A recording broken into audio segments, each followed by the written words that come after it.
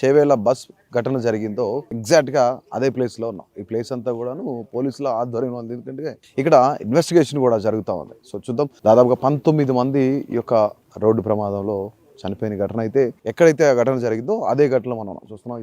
So ఇక్కడ bus శకలాలు కానీ లారీకి సంబంధించిన శకలాలు కానీ ఇవన్నీ ఏరియా అంతా పోలీసులు ఇన్వెస్టిగేట్ చేస్తున్నారు. ఎందుకంటే ప్రస్తుతానికి ఇద్దరు డ్రైవర్లు, అటు లారీ డ్రైవర్ కానీ ఇటు బస్ డ్రైవర్ కానీ ఇద్దరిలో ఏ ఒక్కరు మిగిలిలేదు. కాబట్టి ఇఫ్ ఇన్ కేసు నిజంగా వాళ్ళిద్దరిలో ఎవరైనా మిగిలి ఉంటే అసలు ఘటన ఎందుకు జరిగింది, ఏం జరిగింది అనేది చాలా క్లియర్గా తెలిసే అవకాశం ఉందని చెప్పేసి ఇప్పటికే పోలీసులు కూడా ప్రాథమిక దర్యాప్తులో చెప్పడం జరిగింది. సో చూస్తున్నాం ఈ బస్కి కానీ లేదంటే లారీకి సంబంధించిన ఏవైతే శకలాలు ఉన్నాయో అవన్నీ కూడాను పార్ట్స్ పగిలిపోయిన పార్ట్స్ ఉన్నాయో ఆ పార్ట్స్ అన్ని కూడా మనం ఇక్కడ చూస్తా ఉన్నాం.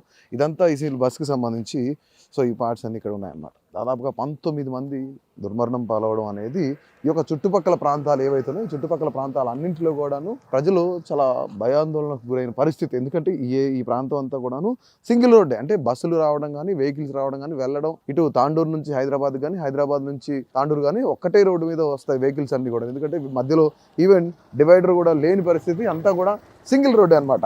దాదాపుగా ఫారెస్ట్ ఏరియాలో ఉంటుంది. ఎందుకంటే అక్కడక్కడ మలుపులు కానీ ఇవన్నీ ఉంటాయి. సో అక్కడ మనం చూస్తున్నాం చాలా దూరంలో ఏదైతే అక్కడ మనకి చిన్న గుంటలా కనిపిస్తుంది, వాటర్ ఇప్పుడు ఫిల్ అయి ఉన్నాయి. అక్కడ కనిపిస్తున్న కారు దగ్గరలో వాటర్ ఫిల్ అయిన ఏరియా ఏదైతే ఉందో ఆ గుంటని రోడ్డు అక్కడ పగిలిపోయింది కాబట్టి గుంటల బండి కాబట్టి దాన్ని స్కిప్ చేయడం కోసం అని చెప్పేసి ఎవరైతే లారీ డ్రైవర్ ఉన్నారో ఆ లారీ డ్రైవర్ స్కిప్ చేయడం కోసం చెప్పేసి కొంత రైట్కి రావడంతో రైట్ సైడ్ నుంచి అంటే తాండూరు నుంచి ఏదైతే బస్ వస్తుందో దాదాపుగా ఎవరైతే ప్రయాణికులు ఉన్నారో వాళ్ళని ఎక్కించుకుని ఆ బస్సు వస్తుంది. ఆ బస్సుని డైరెక్ట్గా ఇప్పుడు ఎగ్జాక్ట్గా మనకు బస్సు వెళ్తుంది, ఆ బస్సు చూసుకోవచ్చు. ఎగ్జాక్ట్గా ఇదే ప్లేస్లో అటు నుంచి వచ్చే లారీ, ఈ బస్సు ప్లేస్లో ఉన్న బస్సుని అటు నుంచి వచ్చే లారీ ఢీకొట్టింది అనమాట. సో ఆ గుంట ఏదైతే ఉందో రోడ్డు అక్కడ పగిలిపోయి ఉన్న గుంట ఏదైతే ఉందో దాన్ని కొంత స్కిప్ చేయడం కోసం అని చెప్పేసి లారీ డ్రైవరు రావడం జరిగింది. దాదాపు అప్పటికి 19 మంది ఈ యొక్క ఘటనలో మరణించినట్లయితే మనకు అందుతున్న సమాచారం. ముఖ్యంగా నిన్ననే 18 మందికి సంబంధించిన అంత్యక్రియలను పూర్తయినాయి. ఈ రోజు మరొకరిని కూడా ఆ యొక్క కుటుంబ సభ్యులకి అప్పచెప్పినట్లు కూడా మనకు సమాచారం అందుతుంది. అంటే ఇక్కడ అనేకమైన ఘటనలు ఉన్నాయి. తల్లిదండ్రులు కోల్పోయిన పిల్లలు ఉన్నారు,